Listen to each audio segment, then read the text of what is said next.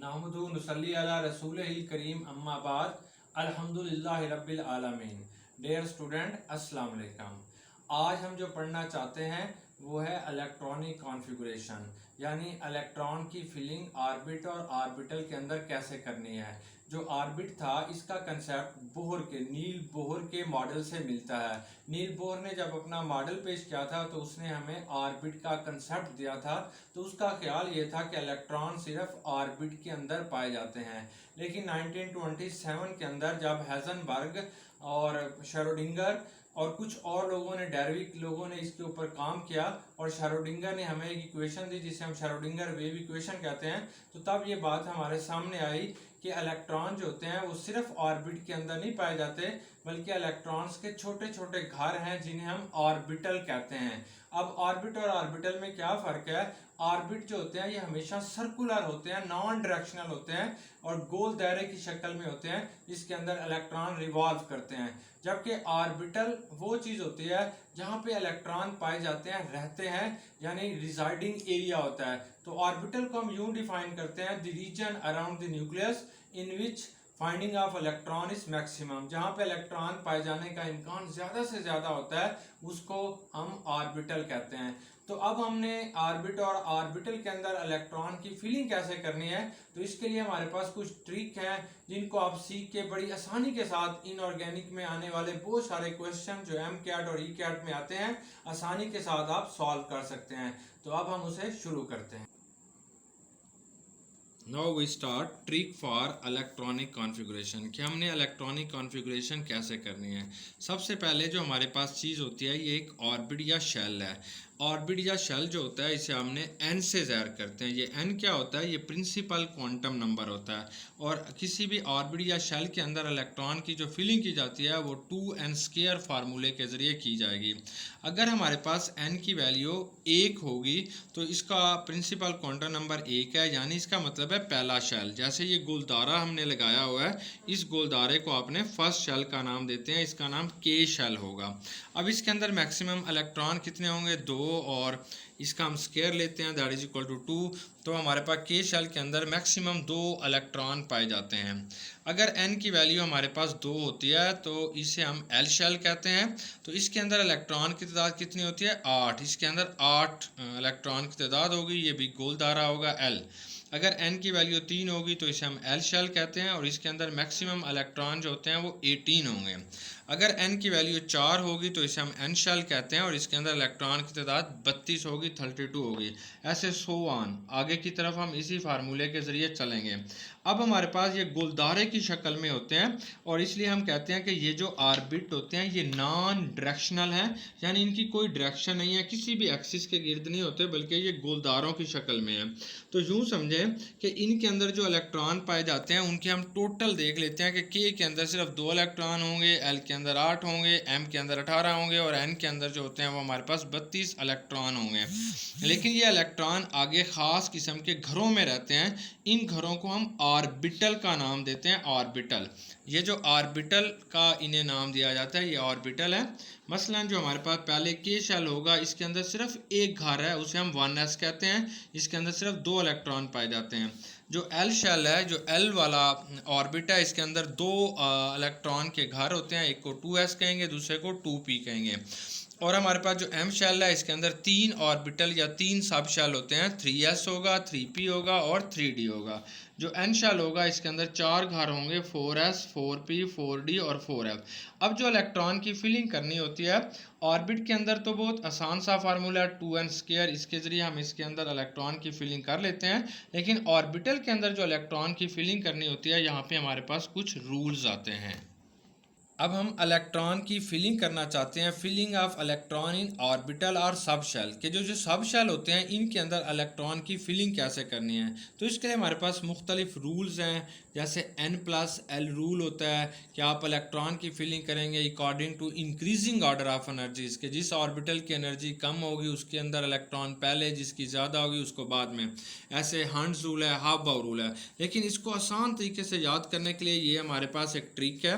तो 2 दफ़ा आपने लिखना है स्कूल स्कूल, फिर पब्लिक स्कूल, फिर DPS divisional public school, DPS divisional public school, फिर हमारे पास एफडीपीएस और एफडीपीएस। हमेशा ये जो एस होगा इसके अंदर हमेशा 2 इलेक्ट्रॉन आएंगे, मैक्सिमम 2 इलेक्ट्रॉन इसके अंदर रह सकते हैं। ये जो पी ऑर्बिटल होता है, पी सब शेल होगा, इसके अंदर 6 इलेक्ट्रॉन होते हैं। और ये जो हमारे पास डी ऑर्बिटल होगा इसके अंदर 8 इलेक्ट्रॉन होते हैं। और डी ऑर्बिटल जो होगा इसके अंदर मैक्सिमम 10 इलेक्ट्रॉन होंगे।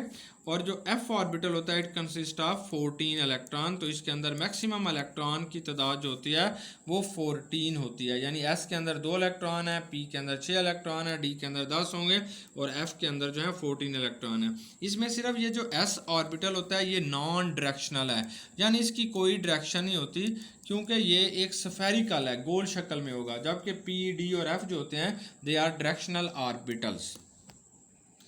अब हम जो है इलेक्ट्रॉनिक कॉन्फ़िगरेशन स्टार्ट करते हैं। ये हमारे पास अल्कली मेटल है, यानी फर्स्ट ए ग्रुप है, पहला ग्रुप पीरियोडिक टेबल का फर्स्ट ए ग्रुप है। इसका जो हमारे पास फार्मूला होगा यानी इसकी इलेक्ट्रॉनिक कॉन्फ़िगरेशन ये होगी NS1। यानी हमेशा जो हमारे पास what is N is a principal quantum number. ये प्रिंसिपल क्वांटम नंबर है या पीरियड को शो करता है कि इस एलिमेंट का ताल्लुक किससे पीरियड से होगा।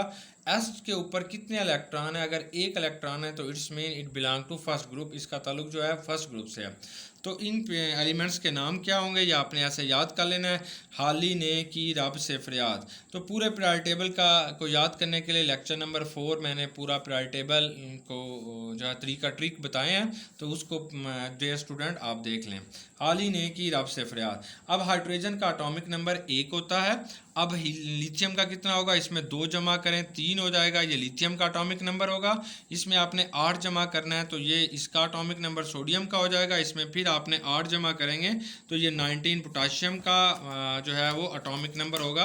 ये हम इसके अंदर क्यों 8 जमा कर रहे हैं, क्योंकि sodium belong to third period, इसका थर्ड पीरियड है और थर्ड पीरियड के अंदर 8 एलिमेंट है। जब 8 इसमें जमा होंगे तो ये आ जाएंगे, तो ये 19 आ गया। इसके अंदर फिर आपने 18 जमा करने हैं तो रुबीडियम का एटॉमिक नंबर 37 आ जाएगा। फिर इसमें आपने 18 जमा करने हैं तो 55। ये 6 पीरियड से इसका ताल्लुक है, तो 6 पीरियड के अंदर 32 इलेक्ट्रॉन होते हैं। 32 इलेक्ट्रॉन इसके अंदर जमा करेंगे तो फ्रांसियम का एटॉमिक नंबर जो आएगा वो 57 हो जाएगा। अब जब हम इनकी इलेक्ट्रॉनिक कॉन्फ़िगरेशन करेंगे तो एस ऑर्बिटल के अंदर हमेशा एक इलेक्ट्रॉन बचेगा। तो हम पहले हाइड्रोजन की इलेक्ट्रॉनिक कॉन्फ़िगरेशन देखते हैं कि इसकी इलेक्ट्रॉनिक कॉन्फ़िगरेशन क्या होगी। इसके अंदर एक इलेक्ट्रॉन है तो ये 1s होगा, इसके अंदर एक इलेक्ट्रॉन आपने लिख देना है। फिर हमारे पास लिथियम है तो ये दूसरे s पे ख़त्म होगी, ये 1s, इसका मतलब है इसका पहले पीरियड से ताल्लुक है। अब हम लिथियम को लिखते हैं 1s, इसका 2 इलेक्ट्रॉन होंगे। आप लिखेंगे 2s, इसमें भी एक इलेक्ट्रॉन होगा। तो इस तरीके से 2s के अंदर एक इलेक्ट्रॉन बचेगा। अब नेक्स्ट जो हमारे पास आएगा वो 3s पे ख़त्म होगा, तो आपने वही formula school school public school, ये तीसरा s इसके अंदर आ गया तो आप रुक जाएंगे। 1s 2s 2p और 3s। इस 1s के ऊपर 2 इलेक्ट्रॉन 2 इलेक्ट्रॉन 6 और 1 11, तो ये 10 हो गए, 10 और 1 11।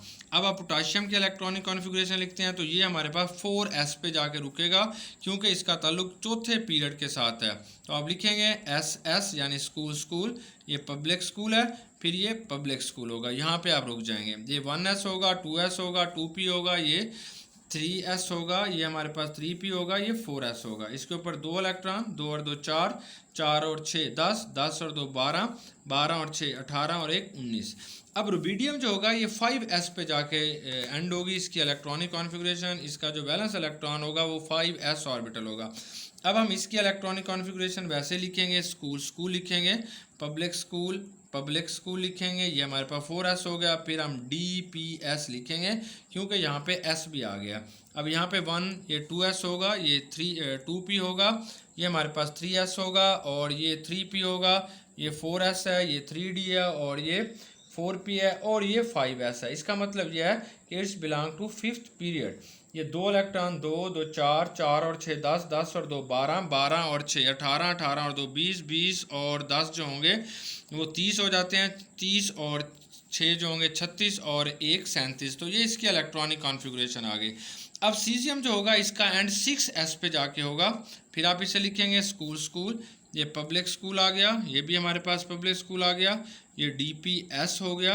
अब ये 5वां S है, अब फिर DPS, तो ये हमारे पास छठा S आ जाएगा। तो यहाँ पे आप लिखोगे 1S 2S, ये 2P आएगा, ये 3S आएगा, ये 3P है, ये 4S है, ये 3D है, और ये हमारे पास 4P आएगा, और ये 5S हो जाएगा, ये 4D आएगा, और ये जो हमारे पास आएगा इसे हमने ये 4P, ये 5P आएगा, और ये 6S। तो 6S पे जाके इसका एंड होना है, इसका वैलेंस इलेक्ट्रॉन जो होगा वो 6S पे होगा।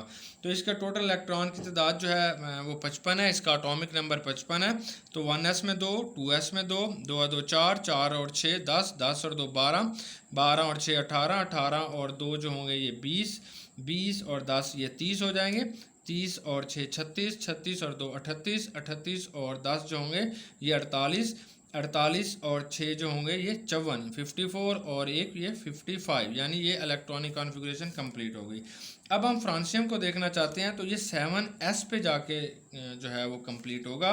तो फिर आप इसे दोबारा लिखोगे, ये स्कूल स्कूल होगा, ये पब्लिक स्कूल लिखेंगे, फिर पब्लिक स्कूल लिखेंगे, फिर आप इसे DPS लिखेंगे, फिर आप इसे DPS लिखेंगे, ये 6S हो गया, फिर आप इसे FDPS लिखेंगे। ये हमारे पास 7S होता है। तो ये 1S, ये 2S, ये 2P, ये हमारे पास 3S, ये 3P, ये हमारे पास आ जाएगा 4S, इसे हम कहेंगे ये 4S, ये 3D आ जाएगा, और ये हमारे पास 4P आएगा, ये 5S है, ये 4D आ जाएगा, और इस तरीके से ये 5P है, ये 6S आ जाएगा, और ये 4F आएगा, और ये वाला D जो होगा ये 5D होगा, और ये 6P होगा, ये 7S होगा।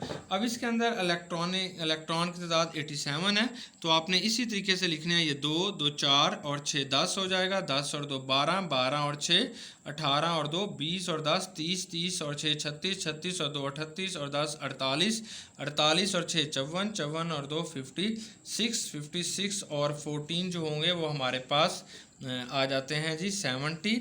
तो यहाँ पर 70 आ जाएगा, 70 और 10 80 आ जाएंगे, 80 और 6 जो होंगे 86, और एक जो होगा ये 87। तो इस तरीके से हमने अल्कली मेटल के तमाम एलिमेंट की इलेक्ट्रॉनिक कॉन्फ़िगरेशन को जो है स्टडी कर लिया।